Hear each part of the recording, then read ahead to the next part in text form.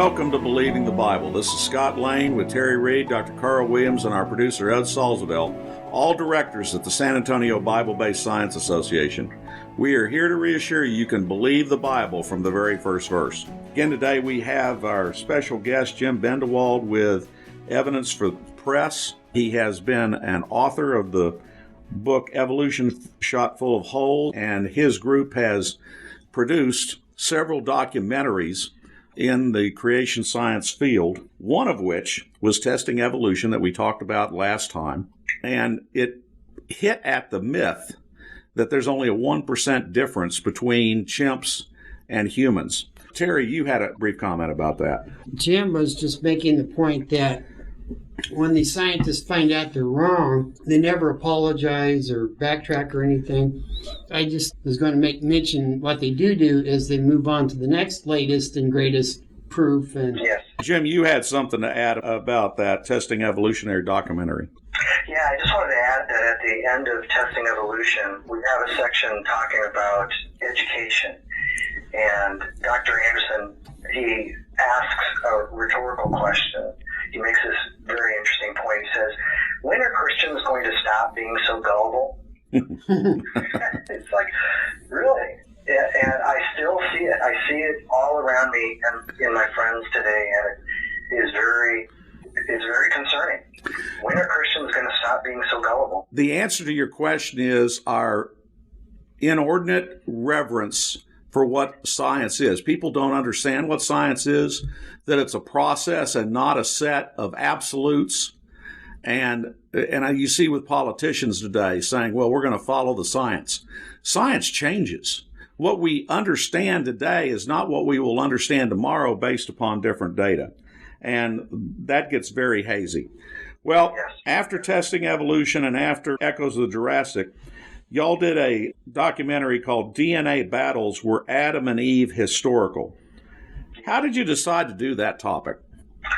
Well, that's a good question. My pastor pulled me aside one day and told me about this book, Adam and the Genome, by Venema and Scott McKnight. He told me that this book is really hot right now among seminary students, and it's a big challenge to the historicity of Adam and Eve. So after reading much of the book, I contacted scientists from the three major creation ministries here in the United States, and all three ministries gave me permission to come to their location and interview their scientists. So that was pretty cool. Excellent. Now, of course, Venema and the people you're talking about that did this book, which was hot in seminary, sadly, are from Biologos, and they are people who are steeped in old earth. I don't know whether you call it creationism or not, but they are old earth people who believe that everything developed via evolution. That's tough stuff. How did you try to answer that? It's interesting that the points that Dennis Venema was making were the very same arguments that we discussed in our first documentary with Dr. Anderson, Testing Evolution. I mean, he was talking about the proximity between humans and chimps. He was talking about the junk DNA. He was talking about things related to mitochondrial Eve. And these are all topics that are discussed in Testing Evolution. And so this was like old stuff. This has already been debated. This has already been concluded. Mm-hmm. And here he's using this same material. We're just like, can't believe it. So when I'm looking at this, I see in chapter 2 of Dennis Venema's book, he's specifically, one of the arguments is he's talking about junk DNA. But it's very interesting to note that he never uses the term junk DNA. It's like everybody in the scientific community knows that junk DNA has already been disproven, so he doesn't use the term, continues to use the argument as though it's real and valid, but it's not. One of the things that Dennis Venema did was talk about Adam and Eve were part of a collection of 10,000 hominids. This is the thought process that, again, this is the idea that old Earth and evolution over millions of years has produced us, and it would accept that there was death and random evolution for millions of years before those 10,000 hominids came up to being. And therefore, this is very contrary to a biblical worldview. Yes. And again, as you stated, it's very sad because Biologos is fully behind this kind of concept. To me, the main issue of his book and what we covered in DNA Battles is the challenge that Adam and Eve from 6,000 years not have the differences within their own DNA to account for all the differences that are in human DNA today. Now, when I interviewed Nathaniel Jeanson from Answers in Genesis, he provides a very simple explanation. He says, saying all God had to do was to front load the differences in the DNA in Adam and Eve. And so if you think about that, the benefit is it would provide for all the diversity that's needed for Adam and Eve to have healthy, diverse children instead of clones of themselves. Now, creationists believe that God created kinds of animals, and created a great deal of diversity within each kind. I mean, we understand this, that instead of just creating cattle, he created within their DNA the diversity to have a variety of sizes and different coats, different breeds of cattle or dogs. You think about dogs, and there's long hair, short hair, long legs, big snouts. All this different diversity is built into the dog kind, but it's limited to dogs.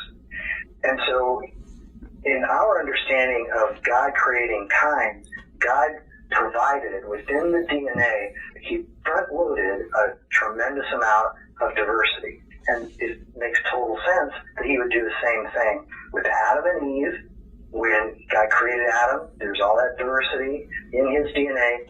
Same thing in Eve. And then they had children, and they were healthy. And this completely destroys the basis of the book, Adam and the Genome.